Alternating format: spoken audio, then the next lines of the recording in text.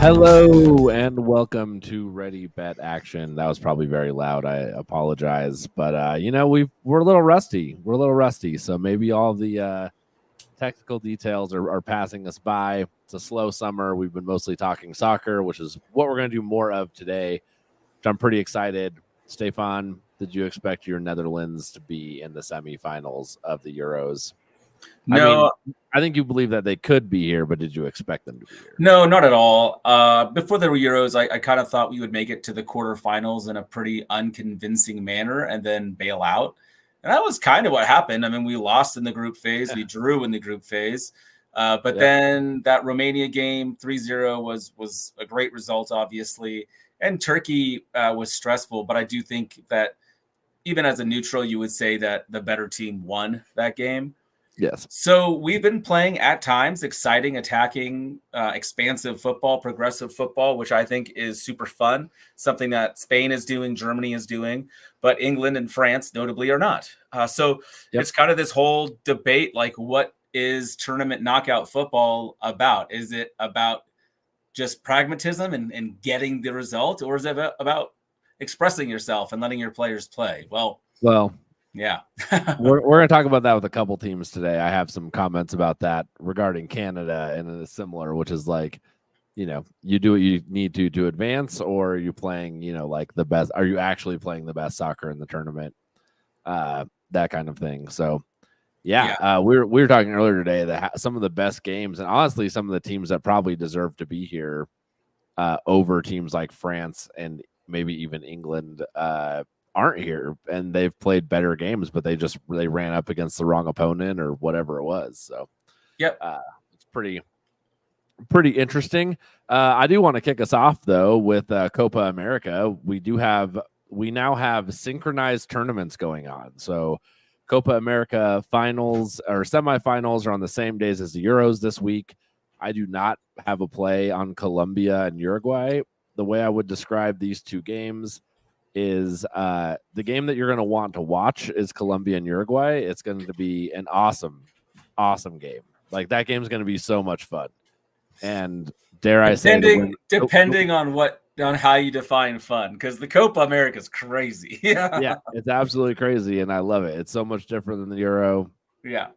Dare I say the women at the Uruguay Colombia game are also going to be I just need to every single man should be going to the cameramen know what they're doing at those games is all I'm saying. Oh, I hear you. It's all I'm saying. And so anyways, the soccer is going to be great in those games too. So watch that game. I don't have a bet on it. However, I am going to make a play on the Canada-Argentina game. Canada, to me, is a team that kind of scratched their way here. I think it's very impressive that a CONCACAF team who was not considered the best CONCACAF team is here playing Argentina, and I think they have held their own. Argentina did beat Canada in the group stage 2-0, so we do have a little bit of recent history with more or less the same rosters happening. So that's a nice little measuring stick for us, even though that was now, 2 weeks ago. So a lot of soccer has happened since then. I think Canada is going to do what CONCACAF teams do against world powerhouses here. I know Argentina won 2-0, and it was like they kind of scraped that out in the last 15 minutes, which actually gives me a little bit of hope for this game. But I think CONCACAF teams, when they play the powerhouse, they try to lock down the defense. They will hold it. They'll wait for their opportunities, maybe on a break, try to get a PK or something. And if they come out attacking hard, I bet Argentina gets a goal real fast, and then Canada locks it down anyways. So either way, I see this being Argentina to win in regulation and under 3.5 goals.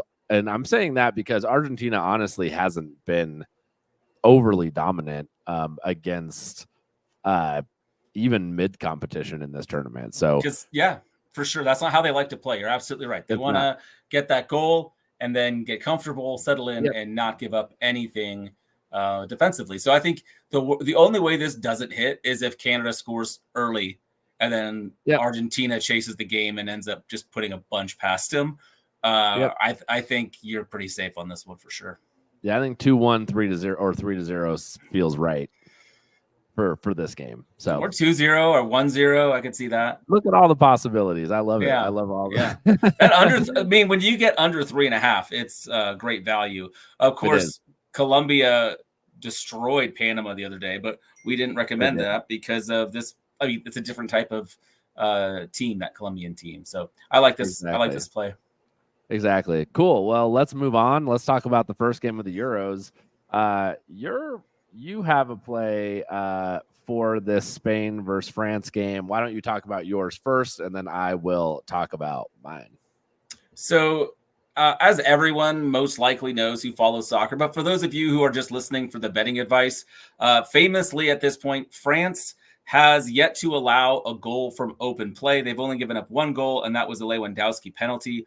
Also, they've only scored one from open play, and that was like an own goal. They've scored, I think they've had 2 own goals and a penalty now is all they've scored. So not the France that maybe you're hoping to see when you look at that roster and see all those names. Yep. And there's tons of reasons for it, but the most important reason to me is that Deschamps wants to win this tournament, and he knows that if his defense is on lockdown, if they don't give up anything, they're going to be very hard to break down. They're going to be tough to score on. And they have world-class players that only need one opportunity to score a goal. And that's what they've been relying on. So I think this starts out super, super cagey. I think that France will learn from what Germany did. Germany pressed Spain pretty hard. France has the athletes and the depth to do that.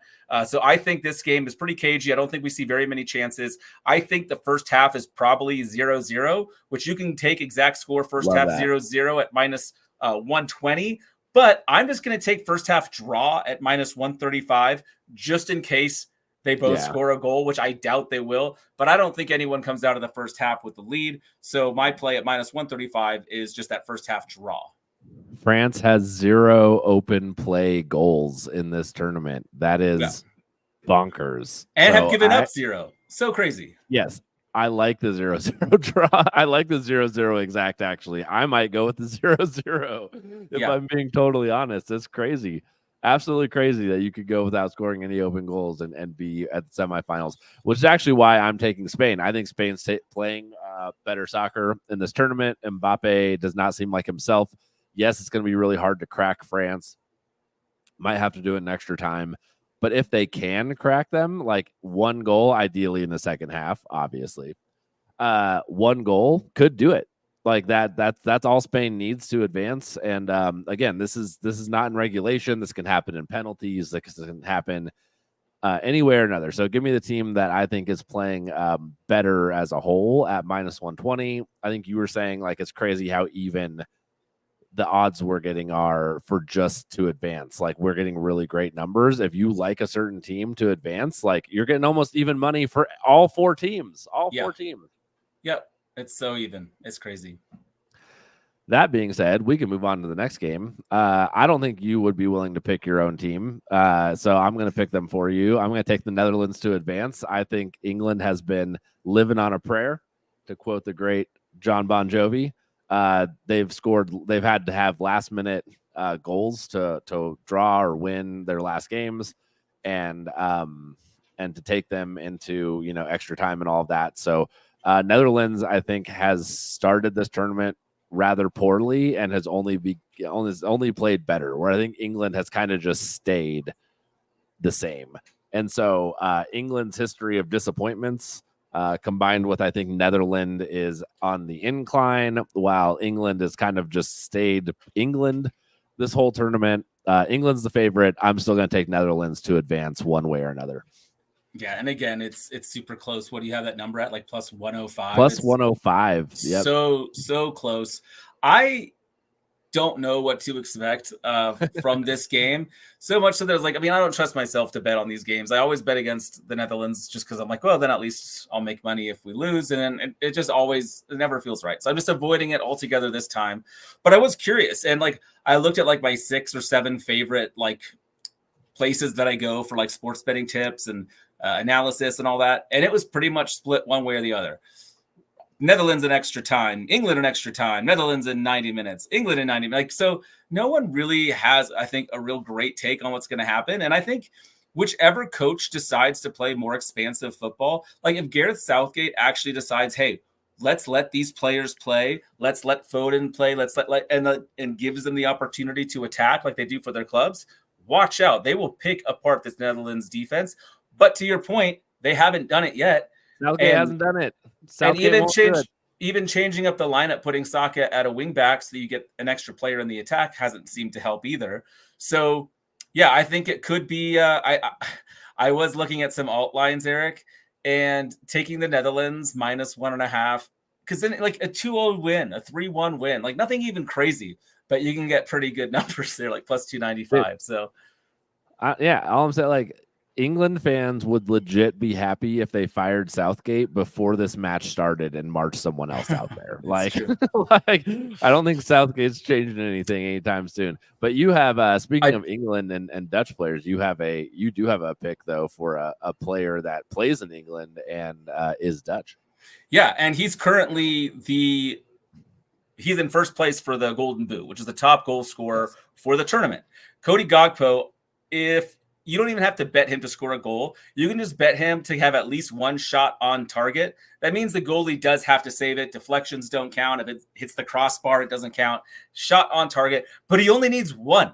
And you get that at -155, which to me is just killer value. Right now, how the Netherlands are playing is to funnel the offense to Cody Gakpo to give him these opportunities for one-on-one. Like, because if you've watched the Netherlands, you've seen his goals. You see him either cut in and smash it past the goalie, or he takes it down the line and sets up an assist for Daniel Malen. He really can do it all. And this offense, how they position Denzel Dumfries on the other side, bringing across the attack, allowing Xavi Simons to demonstrate to get the ball to him. He's going to get this shot on target, and he's probably going to get it pretty quickly. So -155. Here's a question. In regulation, if he takes a penalty, does it count? A penalty should count, yeah. Nice. In regulation. Regulation. But yeah. Well, they might let Cody take. I'm fascinated. I don't know if he'd take it. I think I'm sure they're giving it to Memphis, right? I mean, with the Golden Boot on the line. That's true. Maybe you let him have it. Especially if they're up. If they're up 1-0, you're going to give it to them for sure. Yeah. I hope it happens. Dude, I'm so excited. This is going to be a great week. I'm going to find some great places to watch these games. Honestly, this is we have to enjoy this. This is the last. We get the Olympics here in a couple weeks. I've been looking at some Olympic basketball. Man, there's some great international basketball that's going to happen. Like, some of these international teams are going to give the USA a run for their money, and there might be some cool betting stuff we can do there. But besides that, man, we got couple weeks of this tournament soccer left, and then pretty slim pickings till football season starts. So but stick around. We'll have our futures bets and all those. We'll have stuff coming out. Absolutely, it'll be good. I'm nervous as hell for this game. One of my colleagues who we're on the same team and meetings all the time. We'll be together during. He's from his folks are from England. I'm from the Netherlands, so we're gonna be with each other during the match. And I was like, bro, I hate to say this, but I'm not really gonna like you for an hour and a half.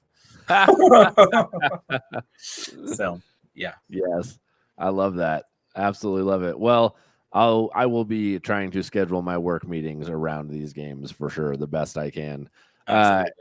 Anyways, let's do the rundown. This is the part of the show where we run down our picks. If you got bored and fast forward to the end, congratulations, you've made it to the end. We're going to run it down.